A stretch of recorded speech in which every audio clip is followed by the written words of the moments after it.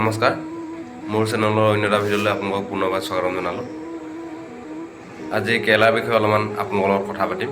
বলক ভিডিঅ'টো আৰম্ভ কৰোঁ।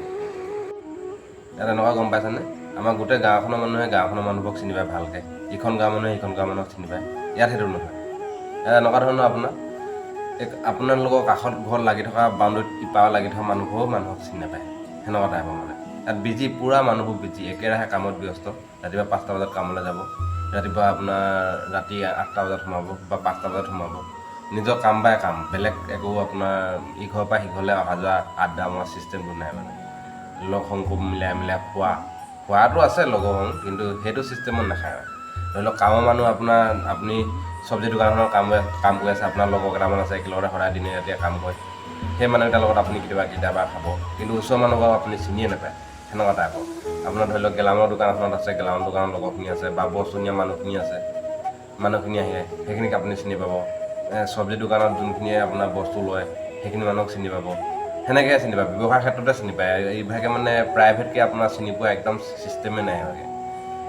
বিয়াত মানে ইয়াত হেৰিটোৱে বেলেগ। ইঘৰৰ পৰা সিঘৰলৈ গৈ পিনে আড্ডা মৰা টাইম হেৰি নাই, সিহঁতৰ টাইমটো বহুত অভাৱ। টাইম বাই টাইম আৰু এনেকুৱা ধৰণৰ আপোনাৰ অসমত আপুনি গ'ল, ধৰি লওক আপুনি আমাৰ ঘৰলৈ আহিছে, আপোনাৰ চাহ দিলোঁ, কোনে অহাৰ পিছত তামোল দিলোঁ, চাহ দিলোঁ, বোলে ভাত কেইটামানো খাই যাওক ক'লোঁ, থাকিবও ক'লোঁ। কিন্তু ইয়াত সেইটো চিষ্টেম নাই। ইয়াত আপোনাৰ মানুহ এঘৰলৈ আপুনি গ'ল, কিবা এটা দৰকাৰ হ'ল, গ'ল, আপোনাৰ বহিবলৈ দিব নিদিব সেইটো কিছুমানহে বহিব দিয়ে, কিছুমানতো বহিবলৈও আপোনাক নিদিব। তামোল চাহ সেইটো চিষ্টেম নাই, তামোল ইয়াততো নচলেই, কিছুমান মানুহে খায়, কিন্তু চাহটো আপোনাক নিদিবই। ইয়াৰ চিষ্টেমে নাই।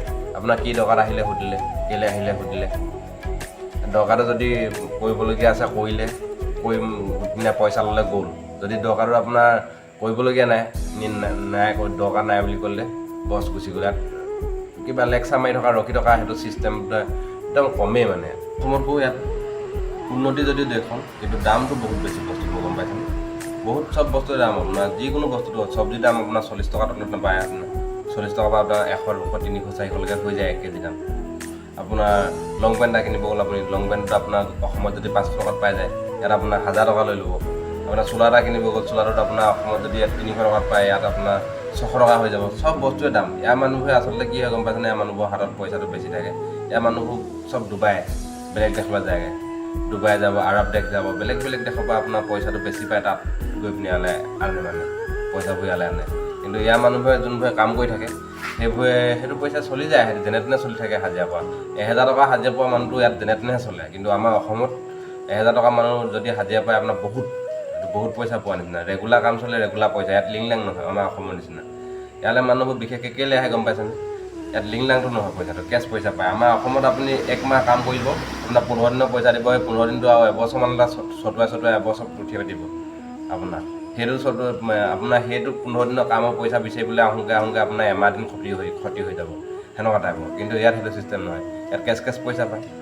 সেইটো কাৰণে ভাল, মানুহবোৰ ইয়ালৈ আহে। আৰু এটা কথা, আমাৰ অসমৰ ল'ৰাবোৰে মানে কি কয়, ল'ৰাবোৰ হওক মানুহবোৰ হওক, ইয়াত কাম কৰিবলৈ অকণমান লাজ কৰে। মানুহবোৰ আগত কাম কৰিবলৈ লাজ কৰে। আপোনাৰ হোটেল এখনত কাঁহী বাতি ধুব লাজ কৰিব, লগৰখিনি আহিব, কেনেকৈ মই কাঁহী বাতি ধুম, সেনেকুৱা ধৰণৰ কথা। হোটেল এখন আহিব, হোটেল এখনত কাম কৰিব বা যিকোনো কাম হেৰিয়ত চব্জি দোকানখনত কাম কৰিলে বোলে গেলা চব্জিখিনি চুব লাগিব। সেইখিনি কোনে চুব? কোনোবাই লগৰ এটা দেখিব, তই ইমান গেলাখন কৰি আছে যে। কিন্তু ইয়াত কোনো নেদেখে যে, ইয়াত গেলা পচা চব কৰিব। লোকে খোৱা কাঁহী বাতি ধুব, চব কৰিব, ইয়াত কোনো নেদেখে নহয়। সেইটো পাৰ্থক্য আমাৰ অসমৰ আৰু ইয়াত।